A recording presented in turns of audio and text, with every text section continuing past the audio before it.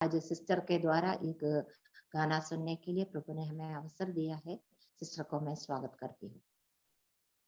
Thank you aunty. जय मसीह की। जय मसीह की। मैं सबसे पहले प्रभु को धन्यवाद करती हूँ कि प्रभु ने एक ऐसा सुंदर अवसर दिया इस ग्रुप में प्रभु की महिमा के गीत गाने के लिए। प्रभु ने अवसर दिया, उसके लिए बहुत बहुत धन्यवाद करती हूँ। इस ग्रुप के सारे एडमिन्स के लिए भी धन्यवाद करती हूँ कि उन्होंने मेरे को ये मौका दिया, और स्पेशली मसी आंटी को भी बहुत बहुत धन्यवाद करती हूँ कि उन्होंने मेरे को अवसर दिया इस मीटिंग में गीत गाने के लिए। जो गीत मैं यहाँ पे गाने जा रही हूँ उसका बोल है सिस्टर आवाज बहुत कम है, आवाज बहुत कम आ रही। अभी आ रही आवाज? अभी हाँ, थोड़ा सा और बढ़ाइए। अभी या ठीक है। ओके। मैं जो गीत गाने जा रही हूँ उसका बोल है, आनंद से भर के जाएंगे हम सब। बहुत पुराना गीत है। आइए हम प्रभु की महिमा के लिए गाते हैं।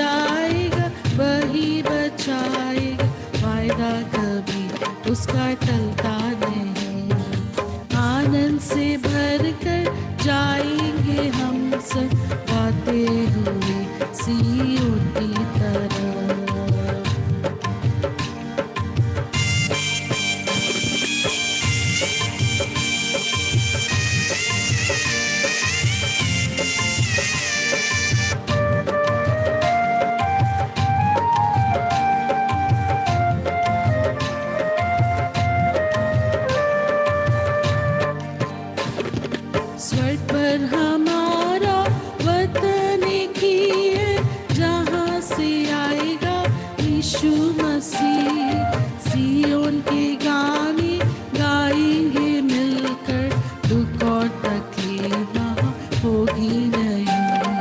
सियोन के गाने गाएंगे मिलकर, दुख और तकलीफ वहाँ होगी नहीं।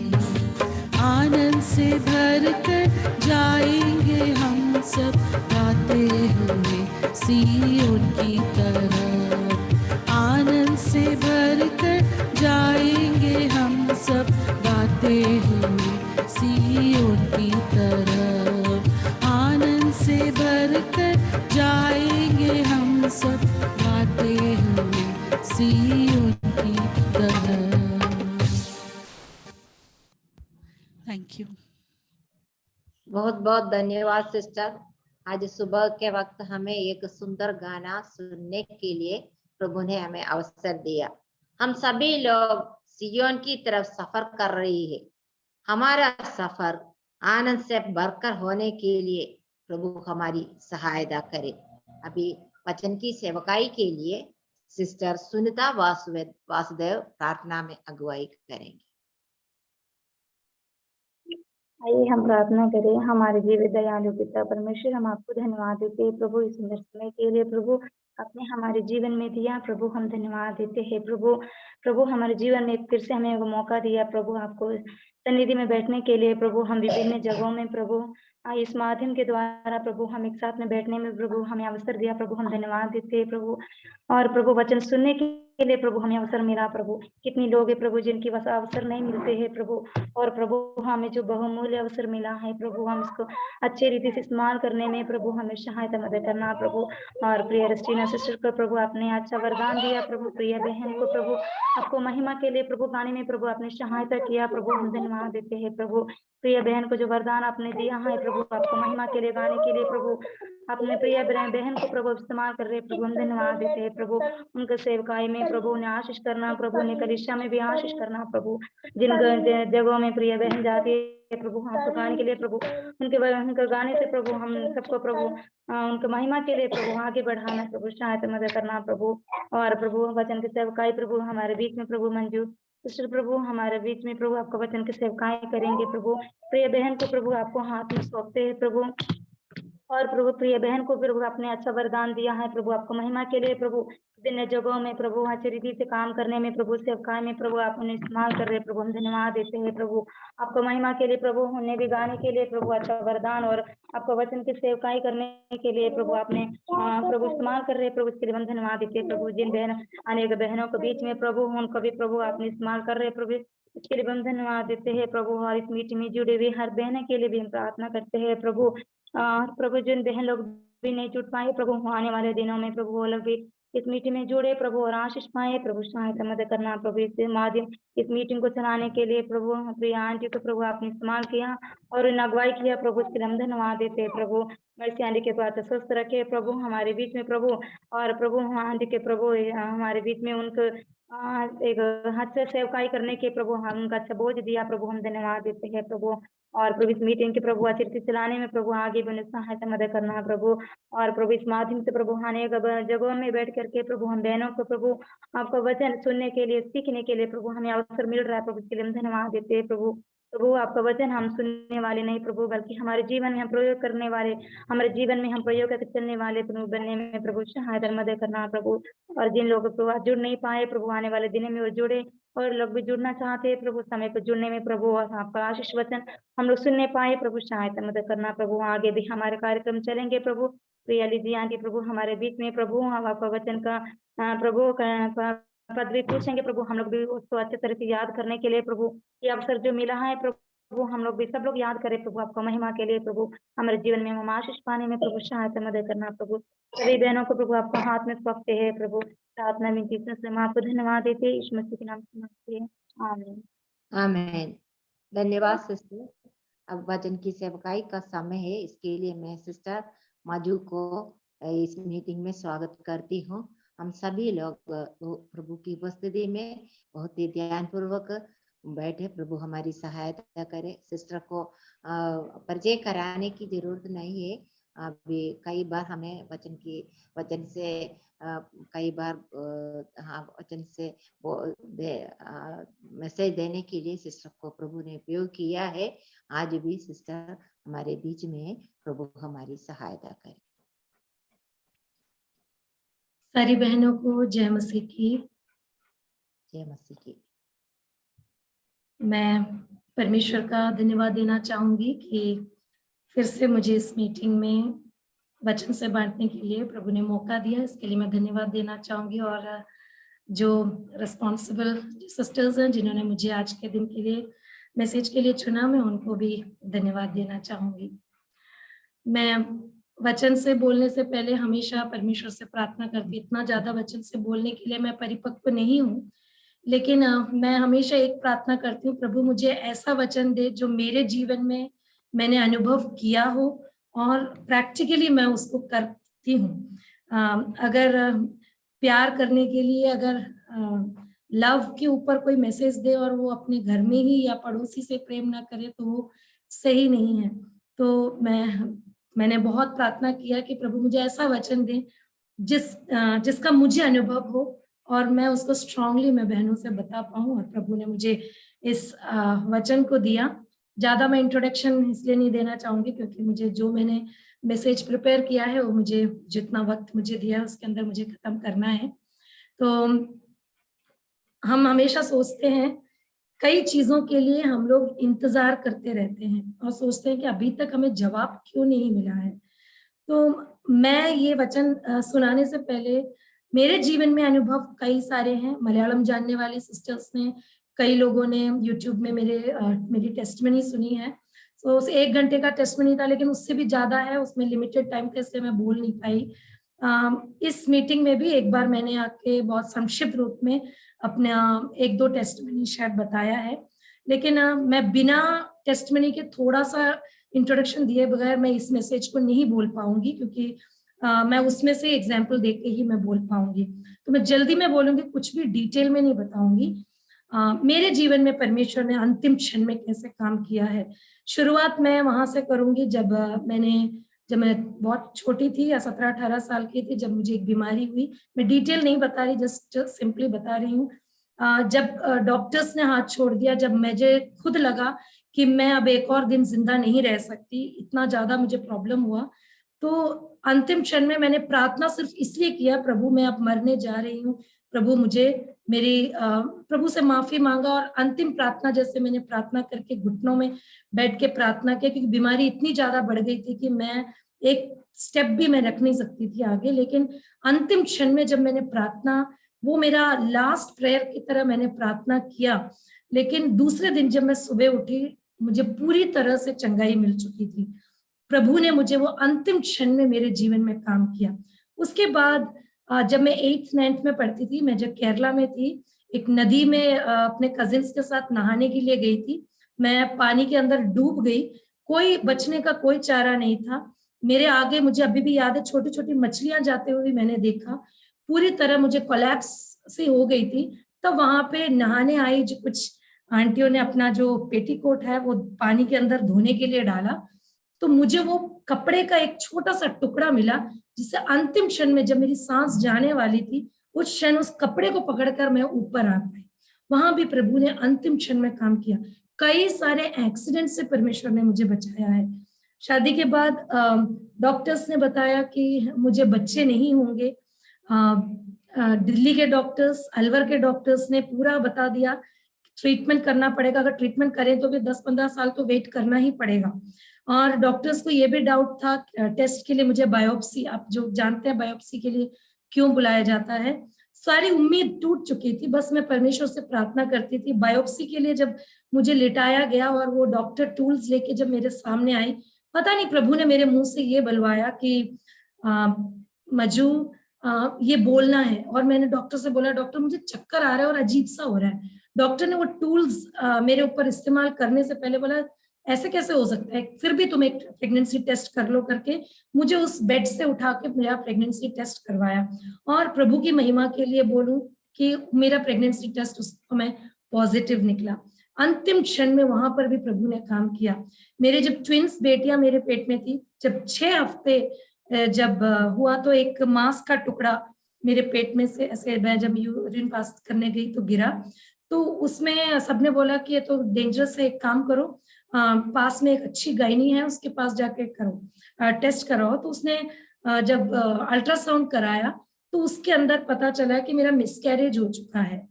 मिसकैरेज होकर डॉक्टर ने बोला कि अब तो तुम्हारा सैक एम्प्टी हो चुका है, एक काम करना, 1 हफ्ते इंतजार करना, अगर नेचुरली ब्लीड हो गया तो ठीक है, नहीं तो आप 1 हफ्ते बाद मेरे पास आना, मैं पिल्स देकर आपका डीएनसी कर दूंगी। मैंने 1 हफ्ते बहुत प्रेयर किया, ये तो पक्का था कि बच्चा अब नहीं है। बहुत रोती थी, मैं दुआ करती थी और मेरी मम्मी आ गई डीएनसी के लिए। लेकिन जब हम जाने लगे डीएनसी के लिए तो किसी ने, प्रभु ने दूसरे लोगों से बात करवाया, उनके थ्रू बात करवाया कि मजू मेडिकल कॉलेज जाके डीएनसी करवाओ, ताकि फिर डीएनसी करने के बाद कोई ओपिनियन है तो वहां के डॉक्टर्स बताएंगे। मैं इस डॉक्टर के पास ना जाके उस मेडिकल कॉलेज में गई। अल्ट्रासाउंड के टाइम पे भी स्कैन जब कर रहे हैं, मैं तो पूरे विश्वास के साथ लेटी हूँ कि अब बच्चा नहीं है, यही रेडियोलॉजिस्ट बोलेगा। लेकिन जब रिपोर्ट मेरे हस्बैंड के हाथ में जब लगा तो हस्बैंड ने उस रिपोर्ट को खोल के देखा तो पता चला उसमें डिलीवरी का डेट लिखा हुआ है और बच्चे का हार्ट बीट लिखा हुआ है, जबकि पूरी तरह हम डॉक्टर ने कंफर्म कर दिया था कि मेरे पेट में बच्चा नहीं है।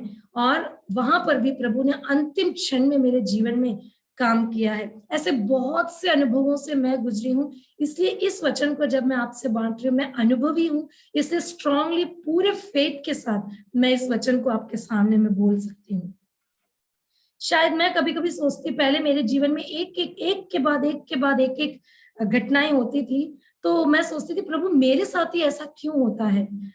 लेकिन मुझे प्रभु ने मुझसे बात किया कि शायद ऐसा नहीं होता तो मैं प्रभु की इतनी आभारी नहीं होती, शायद मैं आप लोगों के सामने ऐसे बैठ नहीं पाती, शायद मैं दूसरी बहनों के सामने अपनी गवाही को नहीं रख पाती, मैं प्रभु का इतना आदर नहीं कर पाती।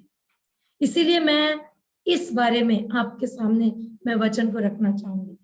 2 बातें बताना चाहूंगी। एक तो परमेश्वर ऐसा क्यों करता है, क्यों वेट करता है और अंतिम क्षण तक परमेश्वर क्यों वेट करवाता है। उसके बाद मैं बताना चाहूंगी कि इस वेटिंग पीरियड में जब इंतजार करना बहुत मुश्किल होता है, हमें कैसे बिहेव करना चाहिए। तो प्रभु हमें इंतजार क्यों करवाता है। परमेश्वर लास्ट मिनट तक या अंतिम क्षण तक हमें इसीलिए इंतजार करवाता है क्योंकि वो प्रभु अपनी महिमा चाहता है। प्रभु अपनी महिमा दिखाने के लिए अंतिम क्षण तक इंतजार करवाता है।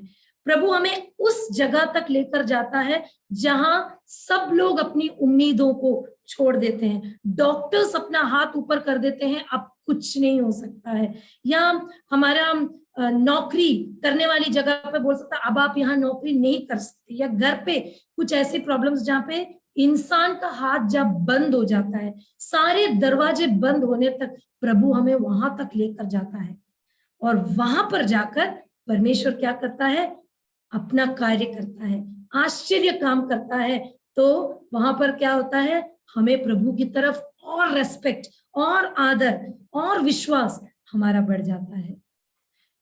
मेरी प्यारी बहनों, जितनी बड़ी चुनौती होती है उतनी बड़ी महिमा भी होती है। The higher the challenge, the higher is his glory. जितनी बड़ी चुनौती, जितना बड़ा प्रॉब्लम हो, प्रभु की महिमा भी उतना बड़ा होता है। हम लोग लाल सागर को विभाजित किए हुए, हम लोग सब वचन जानने वाली बहनें बैठी है, मुझे डिटेल बताने की जरूरत नहीं है।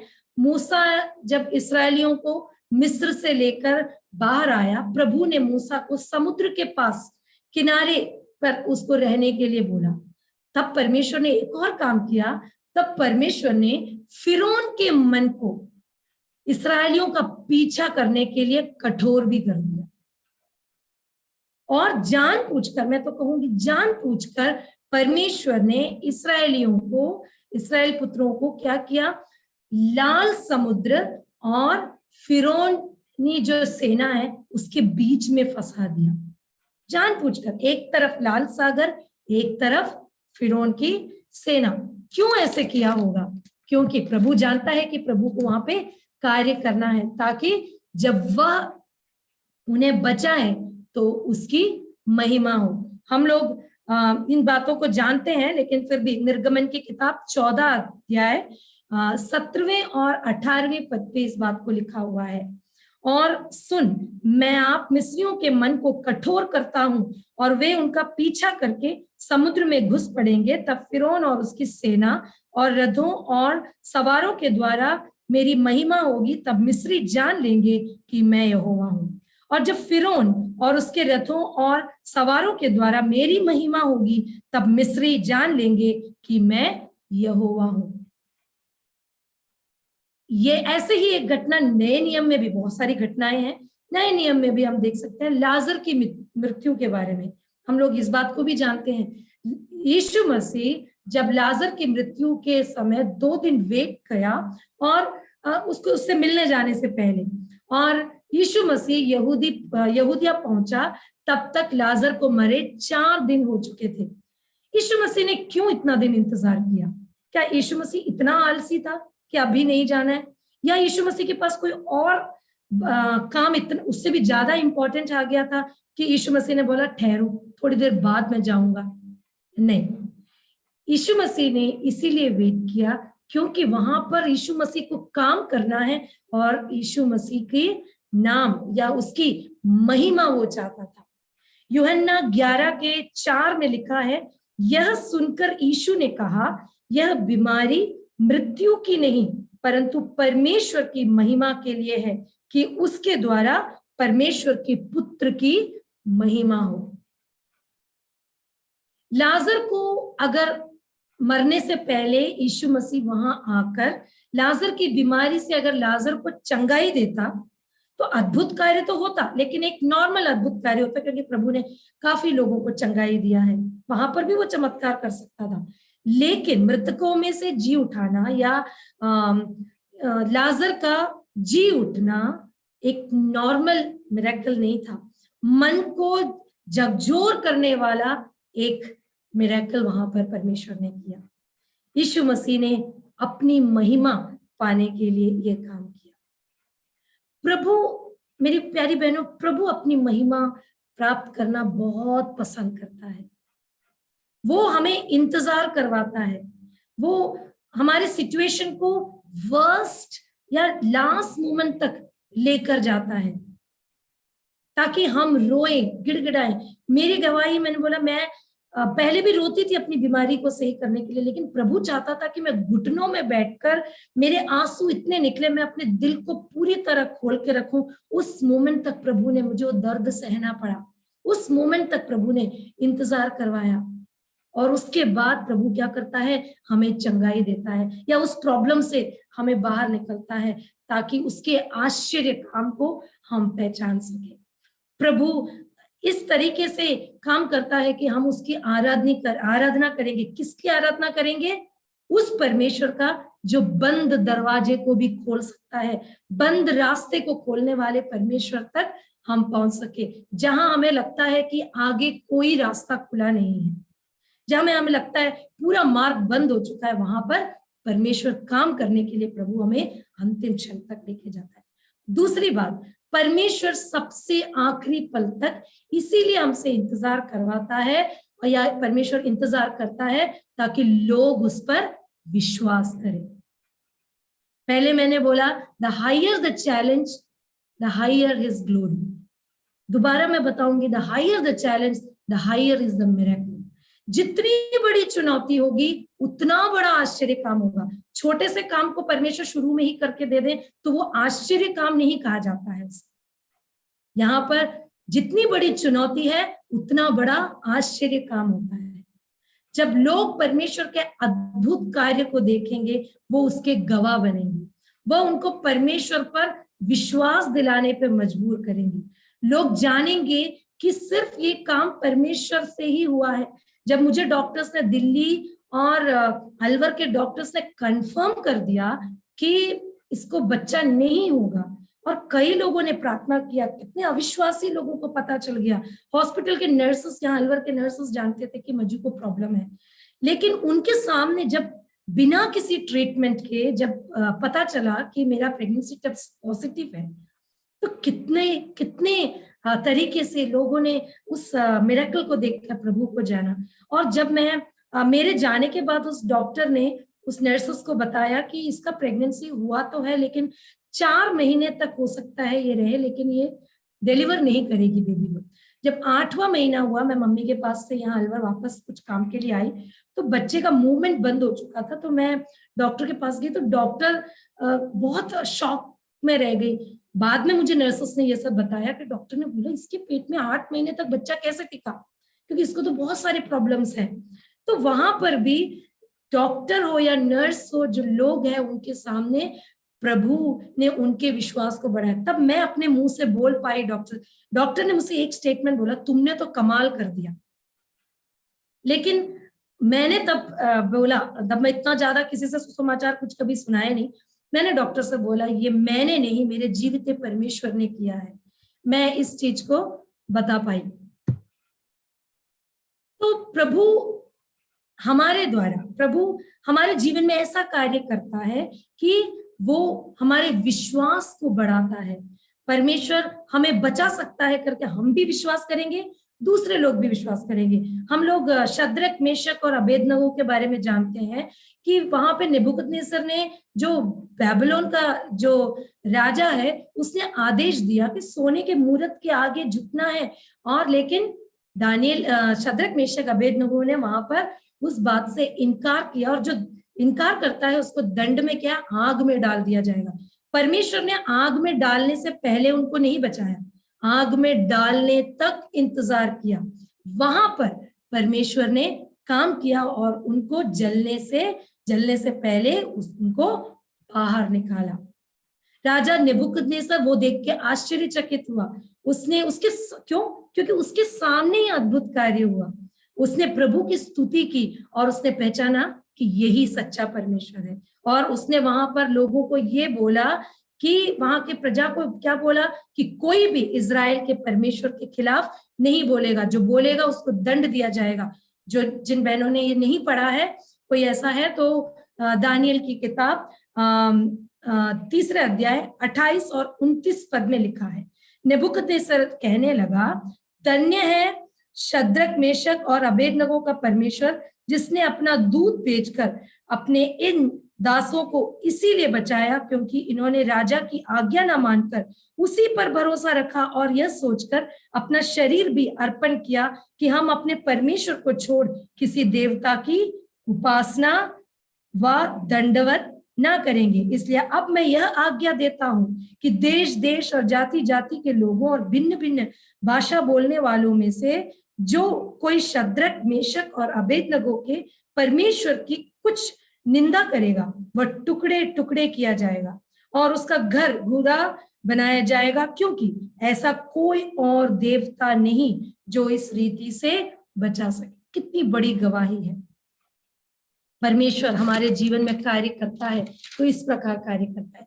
पुराने नियम में हम इसको भी देख सकते, दानियल के जीवन में भी हम देख सकते हैं। दारियस जो राजा है, उन्होंने जो यही आदेश निकाला, किसी और परमेश्वर के सामने झुकना नहीं है। लेकिन दानियल, आप लोग जानते हैं, 3 टाइम प्रार्थना करता था और वो अपने प्रार्थना में लगा रहा। वो राजा की बात से, इस बात से नहीं डरा, तो उसको क्या किया, शेर के गुफा में डाल दिया गया और वहां पे स्वर्गदूत आके शेर के मुंह को बंद कर दिया।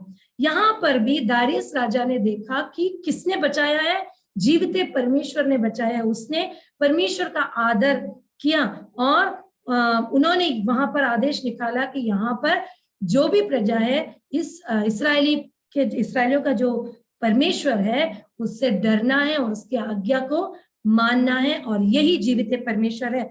अभी मैं नहीं पढ़ूंगी, समय कम है। और 27 पद में इस बात को लिखा हुआ है। और हम अक्सर देखते हैं कि परमेश्वर हमें असंभव परिस्थितियों में जाने देगा ताकि लोग उसकी शक्ति को देख सके और उस पर विश्वास कर सके। जहां शक्ति को कब देखते हैं या आश्चर्य कब बोलते हैं, जब हमसे कोई चीज नहीं हो पाता है या दुनिया से वो चीज नहीं हो पाता है, वहां पर जब कोई कार्य करता है, उस बात को हम आश्चर्य कहते हैं। उसे लोग या हम पहचानेंगे कि यही सर्वशक्तिमान परमेश्वर है और पहचानेंगे कि ऐसा कोई परमेश्वर नहीं है। दूसरे पत्रुस 3 अध्याय 8 और 9 में लिखा है, हे प्रियो, यह एक बात तुमसे छिपी ना रहे कि प्रभु के यहाँ एक दिन 1000 वर्ष के बराबर है और 1000 वर्ष एक दिन के बराबर है। प्रभु अपनी प्रतिज्ञा के विषय में देर नहीं करता, जैसे देर कितने लोग समझते हैं, पर तुम्हारे विषय में धीरज धरता है और नहीं चाहता कि कोई नाश हो, वरन यह कि सबको मन फिराव का अवसर मिले। हमारे नाश के लिए नहीं, सबके मन फिराव का अवसर मिले। परमेश्वर के पास, अभी मैंने तो 2 पॉइंट बताया, परमेश्वर के पास और भी कई कारण होंगे वो अंतिम क्षण में क्यों काम करता है। वो इंतजार करता है, क्यों इंतजार कराता है लास्ट मोमेंट तक कि मजू का मदद करना है या किसी बहन का नाम इसके मदद में लास्ट मोमेंट में करूंगा। कुछ कुछ बातें हमारे अच्छाई के लिए होता है।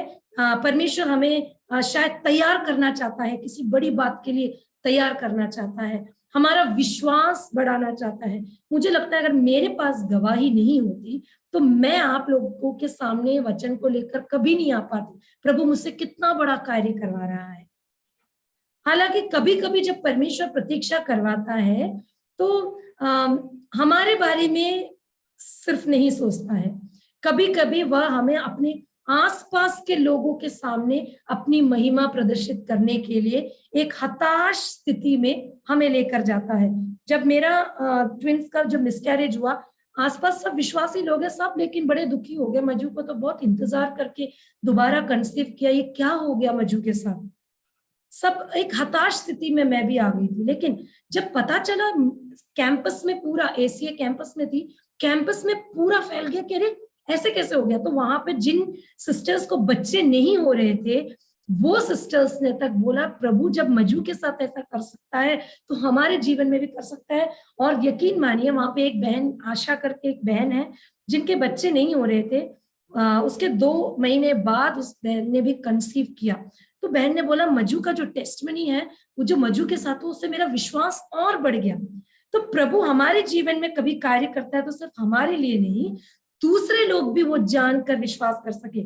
मेरी गवाही सुन के आप में से कई लोगों का शायद विश्वास बढ़ रहा होगा, यही प्रभु चाहता है।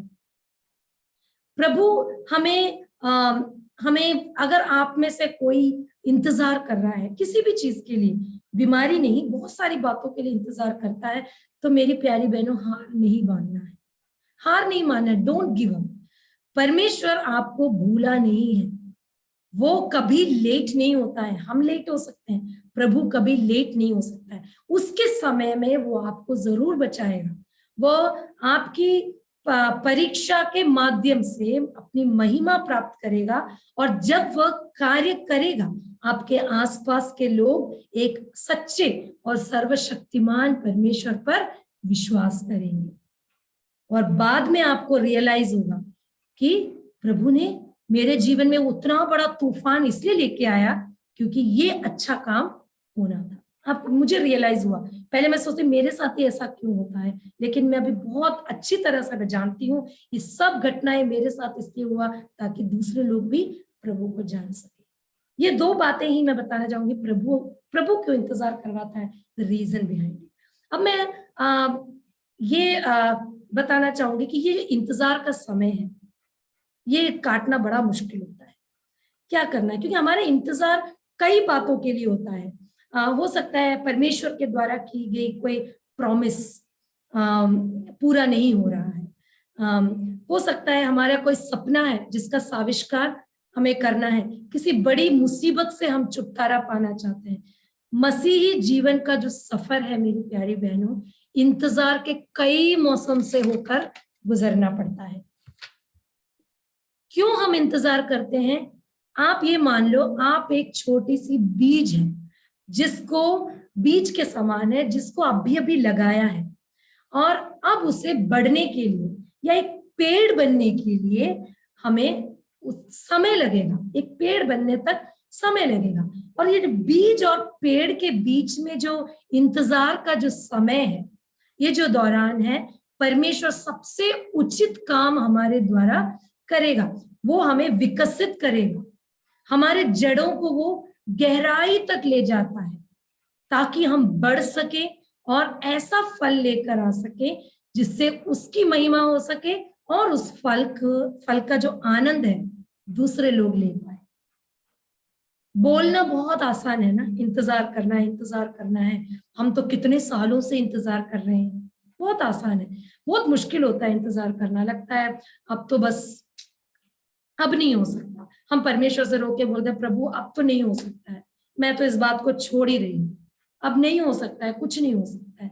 ऐसे हम लोग उम्मीद खो देते हैं, हम रोते हैं, गिड़गिड़ाते हैं, प्रभु अब तो नहीं, अब तो कितने साल हो गए या कितना हफ्ता हो गया, मेरा तो वो डेट निकल चुका है, अब क्या इंतजार करूं, क्यों प्रभु आपने मुझे इंतजार करना है। मैंने भी पहले कई बार ऐसे सोचा है, जब क्योंकि मैं शादी से पहले जब मैं प्रार्थना में स्ट्रांग हुई तो मैं सबसे ज्यादा प्रार्थना उन बहनों के लिए करती थी जिनके बच्चे नहीं है, उनके बच्चा होने के लिए।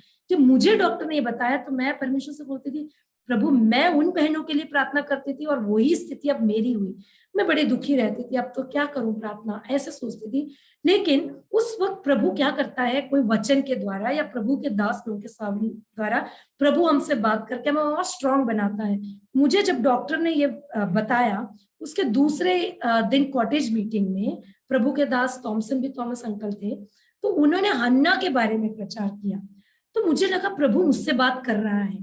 तो ऐसे जब हम निराश हो जाते हैं तो प्रभु हमें एक होप, एक आशा कई तरीके से हमें दे देता है, किसी की प्रार्थना के द्वारा भी हमें मिलता है। तो हमारा इंतजार का जो समय है वहां हमारे परिपक्वता को देखते हैं, मैच्योरिटी देखते हैं, हमारे क्रिश्चियन लाइफ की मैच्योरिटी इस इंतजार के समय में देखते हैं। तो ये जो इंतजार के समय की कुछ बातों को मैं जल्दी से बोलकर खत्म करना चाहूंगी। डिटेल्स में मैंने लिखा है लेकिन मुझे मालूम है समय कम है, इसलिए मैं इन पॉइंट्स को जल्दी जल्दी बताऊंगी। सबसे पहली बात, इस इंतजार के दौरान हमें शिकायत नहीं करना है, कुड़कुड़ाना नहीं है। परमेश्वर पर इंतजार करना एक ऐसे फर्टाइल सॉइल या ऐसे एक उपजाऊ मिट्टी के समान है जहां शिकायतें ही हैं। हमेशा अरे बहुत इंतजार करना पड़ रहा है, ऐसा नहीं हो रहा है, अरे जब दूसरे लोग मेरे सामने के लोगों के साथ अच्छा हो रहा है, वो तो बढ़ रहे हैं और मैं तो उसी स्थिति में आज भी हूं। ऐसे हम कुड़कुड़ाते हैं, शिकायत करते रहते हैं। ये शिकायत करना किस चीज का साइन है पता है? हमारे स्पिरिचुअल इमेच्योरिटी को, आत्मिक अपरिपक्वता को दिखाता है शिकायत करना, और प्रभु की तरफ जो हमारा आदर है उसको कम दिखाता है। ये बताती है कि परमेश्वर, हम ये बताना चाहते, शिकायत करने का मतलब क्या? हम किसी सरकारी ऑफिस में जाके शिकायत करने का मतलब क्या है? मैं तुम्हारी जगह होता तो मैं ये काम कितनी जल्दी कर लेता। इसका मतलब हम परमेश्वर को बता रहे हैं कि प्रभु तुम्हें ये काम करना नहीं आता, सही से करना नहीं आता है, हाँ हमसे बेहतर तू नहीं कर सकता है, हमारे हाथ में होता है ये काम तो हम कर लेते हैं। इस कारण क्या करता है परमेश्वर, हमारे इंतजार को और बढ़ाता है कि इसकी कुड़कुड़ाना कब बंद करेगी, तब मैं इसके जीवन में कार्य करूंगा। आप इजरायली पुत्रों के साथ क्या हुआ हम जानते हैं। वो मरुभूमि में, विल्डरनेस में जब थे, उन्होंने इंतजार किया, कहाँ? प्रॉमिस लैंड, वायदे के लैंड में जाने के लिए, उस देश में जाने के लिए इंतजार किया, लेकिन पूरे इंतजार के समय कुड़कुड़ाते और शिकायत ही करते रहते थे। और उस शिकायत के दौरान परमेश्वर क्रोधित हुआ। उसका परिणाम क्या निकला? परमेश्वर क्रोधित हुआ तो जो ओल्ड जनरेशन, जो पुरानी पीढ़ी जो निकल पड़े थे इजिप्ट से, उन लोगों ने वायदे के लैंड को, वायदे की जो देश है उसको देख नहीं पाए। जो नया जनरेशन था वो देख पाए, लेकिन उनको 40 साल इंतजार करना पड़ा। जब उस जमाने में ऐसा हो सकता था तो अभी हमारे साथ क्यों नहीं हो सकता ये? प्रभु, अगर हम कुड़कुड़ाएंगे, शिकायत करते रहेंगे, मेरी प्यारी बहनों, अगर आप कुड़कुड़ा रहे हैं, शिकायत कर रहे हैं, तो ये मान लो आपका इंतजार का समय अब और बढ़ने वाला है। इसीलिए हमें कुड़कुड़ाना या शिकायत करना नहीं है। अपने इंतजार के दौरान उस वक्त प्रभु की महिमा करते रहना है। प्रभु तू जो मेरे जीवन में करेगा वो अच्छा करेगा, मुझे विश्वास है। दूसरी बात, जब हम इंतजार करते हैं, हमें विश्वास के साथ और पूरे उम्मीद के साथ हमें इंतजार करना है। Wait with faith and expectation. विश्वास और उम्मीद के साथ प्रतीक्षा कैसे करते हैं? जब हम जब कोई बात पे हम इंतजार करते हैं, हमें उम्मीद होना बहुत जरूरी है। विश्वास के साथ साथ उम्मीद होना जरूरी है। अब बिना उम्मीद के कैसे इंतजार करेंगे? और हमें ये नहीं करना कि अरे बहुत ज्यादा हो गया, बहुत हमें बेसब्री से हम लोग इस इंतजार करते हैं। इस विश्वास के साथ हमें बेसब्री से हमें क्या करना है? इंतजार करना है। हमें पूरे विश्वास के साथ खुशी खुशी, उम्मीद क्या होता है? उम्मीद मतलब एक पॉजिटिव साइन है। हमें उम्मीद के साथ हमें इंतजार करना है, उसके वायदे पर उम्मीद लगाए रखना है कि वो हमारे साथ करे। एक एग्जाम्पल उम्मीद का बोला जाता है, गर्भवती स्त्री को देख सकते हैं। वो जब से प्रेग्नेंट होती है, वो प्रेग्नेंट होते ही नहीं बोल सकती कि अब मुझे बच्चा बाहर आना है। वो 9 महीने इंतजार करती है, लेकिन वो इंतजार क्या होता है? खुशी के साथ होता है। वो इंतजार खुशी खुशी इंतजार करते हैं। इस तरह हमारा इंतजार होना चाहिए। खुशी के साथ इंतजार करो कि प्रभु मुझे समय पर देगा। उम्मीदों के साथ इंतजार दिखाना है और परमेश्वर पर विश्वास करना है। ये हमारे विश्वास जीवन का, हमारी परिपक्वता को, हमारे क्रिश्चियन मैच्योरिटी को वहां पर दिखाता है। तीसरी बात, जब हम इंतजार करते हैं, हमें अच्छे कामों को करते रहना है। जब इंतजार करते हैं, ऐसा नहीं कि ऐसे ऐसे बैठे रहे, रोते रहे, नहीं, हमें काम को करते रहना है। परमेश्वर ने हमारी सृष्टि अच्छे काम करने के लिए किया है, और बिना कर्म किया, बिना काम किए विश्वास क्या है? मरे हुए के समान है। बाइबल नहीं कहती कि जब जीवन अच्छा गुजर रहा हो तभी अच्छा काम करना है। परमेश्वर का प्रतीक्षा करते समय हमें अच्छा काम करते रहना है। हमें निष्क्रिय या पैसिवली हमें इंतजार नहीं, पैसिव रूप में इंतजार नहीं करना है। हमें प्रोएक्टिवली, एक्टिवली या सक्रिय रूप से हमें इंतजार करना है। उसको प्रसन्न करते हुए, उसकी इच्छा को खोजते हुए, उसकी आज्ञाओं का पालन करते हुए हमें अच्छी तरह से प्रतीक्षा करना है। कभी भी कोई मौसम, कोई दर्द हमारे इस इंतजार के समय को हमें अच्छे काम करने से रुकवाना नहीं है। हमारे कार्य को हमें, जब तक हमारे अंदर जान है, जब तक हम कर सकते हैं, हमें अच्छे कार्य को करते रहना है। प्रतीक्षा कैसे अच्छा कार्य? जैसे दूसरों की सेवा करना। या हमारे साथ ऐसा हो गया तो हम दूसरों की सेवा क्यों करें? ऐसा नहीं।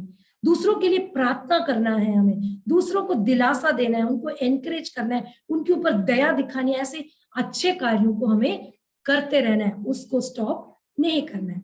चौथी बात, हमें परमेश्वर से जिस बात को करने के लिए हम चाहते हैं, परमेश्वर जिस पे करे, उसमें हमें भी पार्टिसिपेट करना है, हमें भी उसमें अपना योगदान देना है। कैसे?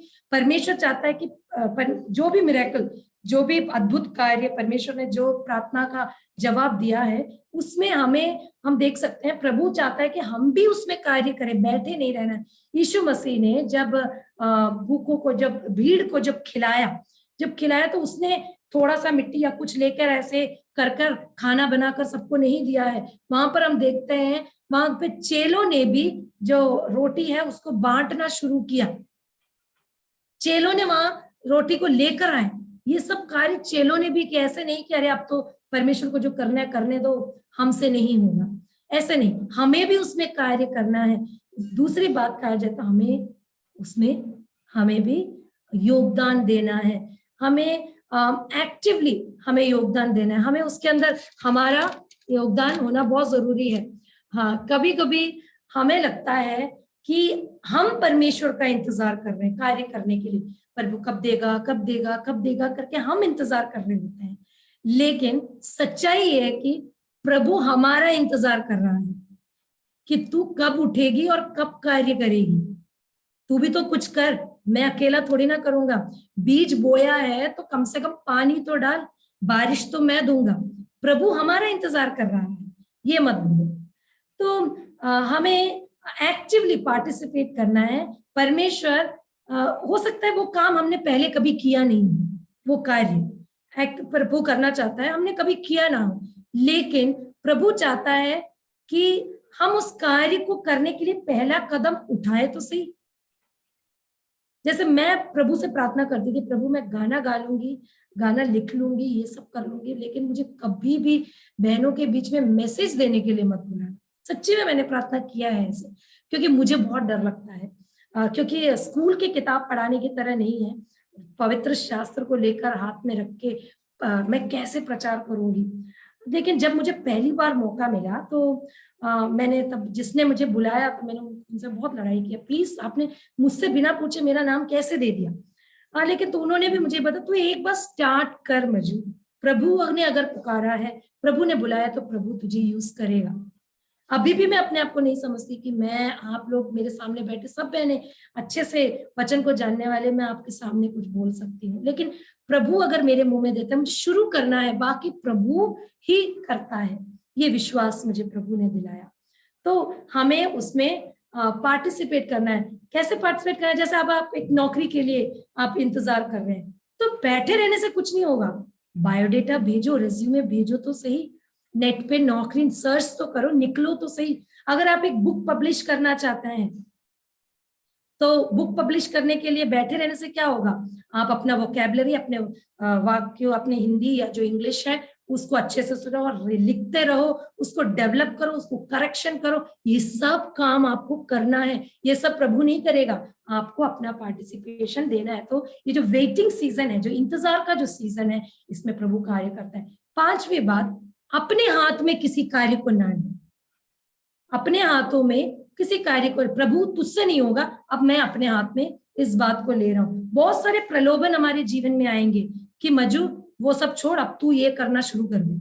बहुत सारे प्रलोभन हमारे जीवन में आएंगे, क्योंकि प्रलोभन में हम इसलिए गिर जाते हैं क्योंकि हम इंतजार कर करके थक चुके होते हैं, और हम लोग प्रभु के जो वायदा है उसको हम अब सोचते हैं कि प्रभु ने ऐसे ही बोला है, नहीं होगा, अब मुझे कुछ करना चाहिए, ये काम करते हैं। और हमारे अंदर जो प्रलोभन आता है उसमें हमें गिरना नहीं है। उससे क्या होगा, उससे हम अगर हाथ लगाएंगे तो प्रभु हाथ छोड़ देगा और वहां पर प्रॉब्लम्स ही होंगी। एग्जाम्पल के लिए अब्राहम और सारा के बारे में आप जानते हैं, उनको वायदे का संतान बताया गया था, प्रभु ने वायदा किया था उनको, कितनी बार वायदा किया उनको, लेकिन जब वो थक गई इंतजार करते करते, सारा वो वायदा सब छोड़कर उसने हाजिरा को अब्राहम के सामने पेश किया। अब सारा के पूरे परमिशन के साथ अब्राहम हाजिरा के साथ ले गया और उनको बच्चा हुआ, और जो बच्चे का नाम इस्माइल, और इस्माइल जो है वायदे का संतान नहीं था, इसीलिए क्या हुआ, उसके पैदा होने के बाद से ही वहां प्रॉब्लम्स शुरू हो गई। बहुत तरीके हमारे सामने आएंगे हमें हमारे इंतजार को रोकने के लिए, लेकिन हमें वहां पर अपने हाथों में कोई कार्य को नहीं लेना है। मुश्किल जरूर होता है बहनों, इंतजार करना बहुत मुश्किल होता है, पर प्रतीक्षा करें, चाहे कितना भी मुश्किल लगे या खर्चा भी करना पड़े, उसके समय का इंतजार करो, क्योंकि जब वो देता है अच्छा देता है। अगर आप प्रलोभन में पड़ते हैं, आपको लगता है दूसरे लोग बढ़ रहे हैं, तो आप वचन संहिता Psalms 37 आप पढ़ना, आपको बहुत हिम्मत मिलेगी। ठीक है, आखिरी बात, इंतजार के समय हमें क्या करना है, हमें परमेश्वर के करीब, बहुत ही करीब होना है। Draw closer to God in your waiting time. हमें परमेश्वर के करीब पहुंचना है। लास्ट में मैं यही बताऊंगी, परमेश्वर के करीब हमें पहुंचना है, उसकी इतना करीब पहुंचो कि हम प्रभु से चिपके रहें। मनुष्य के गिरावट से लेकर, जब मनुष्य ने पहले पाप किया था, तब से लेकर अब तक हम लोग प्रभु से दूर भागते रहते हैं, खासकर मुश्किलों के समय में। अक्सर इंतजार करके हम ऐसे थक जाते हैं, हम उससे दूर भागने लग जाते हैं, क्योंकि हम परेशान हो चुके होते हैं, मांग के परेशान हो चुके होते हैं। हम प्रार्थना करना छोड़ देते हैं, फेलोशिप में हमारे विश्वासी लोगों से मिलना बंद कर देते हैं, इतनी ज्यादा परेशान हो जाते हैं कि हम डिप्रेशन स्टेज में आ जाते हैं। पर इस वक्त हमें सबसे ज्यादा उससे चिपके रहना है। अगर हम परमेश्वर को उस वक्त खोजते हैं या उस वक्त परमेश्वर के करीब जाते हैं जब परमेश्वर आपको सब कुछ देता है, तो इसका मतलब परमेश्वर आपका सही तरीके से काम नहीं कर रहा है। मेरा मतलब है, एक पिता के पास एक पिता से जब आप कुछ मांगते हैं, वो सब कुछ आपको खरीद के ला के देता है, मैं उस पिता को अच्छा पिता नहीं बोलूंगी। वो पिता इंतजार करवाएगा, उस चीज का वैल्यू समझाएगा, तभी वो एक अच्छा पिता कहला सकते हैं। तो इसी तरह प्रभु हमसे इंतजार करवाता है। हम प्रभु से इसीलिए प्रेम करते हैं क्योंकि हम जानते हैं कि प्रभु कौन है। हम प्रभु से इसीलिए प्रेम नहीं करते कि वो हमें क्या देता है, इसलिए नहीं, क्योंकि हम जानते हैं कि वो परमेश्वर कौन है। हमें उसके करीब जाना है, हर मुश्किल में हमें जाना है, और हर मुश्किलों के समय हमें ये बताती है कि हम जब करीब जाते हैं, हमारे आत्मिक परिपक्वता को दिखाते हैं। हमें विश्वास के साथ ये जीवन बिताना है, ना कि फीलिंग्स, इमोशंस में आके हमें काम नहीं करना है। विश्वास होना जरूरी है। इसलिए हर दर्द में, चाहे सब कुछ ढलता हुआ नजर आ रहा हो, उसके करीब रहें और उससे चिपके रहें। अंत में एक पद पढ़कर खत्म करना चाहूंगी। वचन संहिता 27 के 14, यहोवा की बाट जोता रहे, हियाव बांध और तेरा हृदय दृढ़ रहे। हाँ, यहोवा ही की बाट जोता रहे। परमेश्वर हमारा केयर बहुत करता है, हमारी सुरक्षा भी करता है, और जितना हम जितना हमारे बारे में सोचते हैं, उससे ज्यादा परमेश्वर हमारे बारे में सोचता है। परमेश्वर ने अगर हमसे वायदा किया है तो उसको पूरा करना परमेश्वर को मालूम है। परमेश्वर चाहता है कि उस वायदे को पूरा करना है।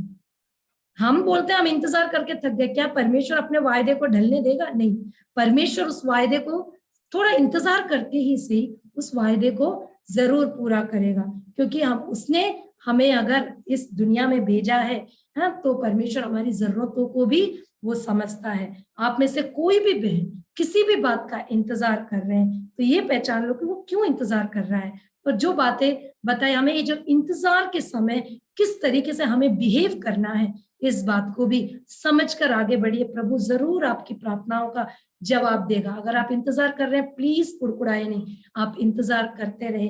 अनुभवी लोगों से आप बातों को सुने कि अंतिम क्षण में उनके जीवन में परमेश्वर ने कैसा काम किया है। अभी तक मुझे सुने सारी बहनों को मैं धन्यवाद देना चाहूंगी।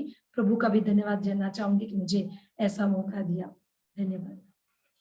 बहुत बहुत धन्यवाद सिस्टर। सिस्टर ने अपने अनुभव से हमें कुछ बातों को समझाया।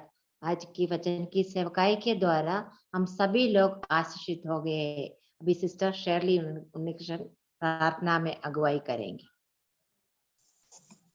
आइए हम प्रार्थना करेंगे। हे पिता परमेश्वर, फिर से हम आपसे धन्यवाद देती हूँ प्रभु जी। अभी तक आपके चरणों में बैठने के लिए आप सहायता किया, इसलिए धन्यवाद देती हूँ। सुबह से हाँ प्रभु जी, आज का मीटिंग का इतना तक आप सहायता किया, इसलिए धन्यवाद देती हूँ। खास करके प्रिय बज्जू बहन के लिए हम धन्यवाद देती हूँ। प्रिय बहन से द्वारा आपके वचन से हम लोग को सुनाया, इसलिए धन्यवाद देती हूँ प्रभु जी। प्रिय बहन का जीवंता अनुभव से हम लोग को बहुत कुछ सीखने के लिए आप सहायता किया, इसलिए धन्यवाद देती हूँ प्रभु जी। प्रभु का अद्भुत कार्य को हम लोग देख रहे थे प्रभु जी। हाँ प्रभु जी, हमारा जीवन में भी प्रभु कितना अच्छा महान पवित्र पवित्र परमेश्वर है आप प्रभु जी। हमारे जीवन में भी अद्भुत कार्य करने वाला परमेश्वर है, अभी भी करने वाला परमेश्वर है, इसलिए धन्यवाद देती हूँ प्रभु जी। हाँ प्रभु जी, असंभव को संभव करने वाला हमारा परमेश्वर है, इसलिए धन्यवाद देती हूँ। हाँ प्रभु जी, हमारे जीवन के द्वारा आपके नाम की महिमा होना है प्रभु जी।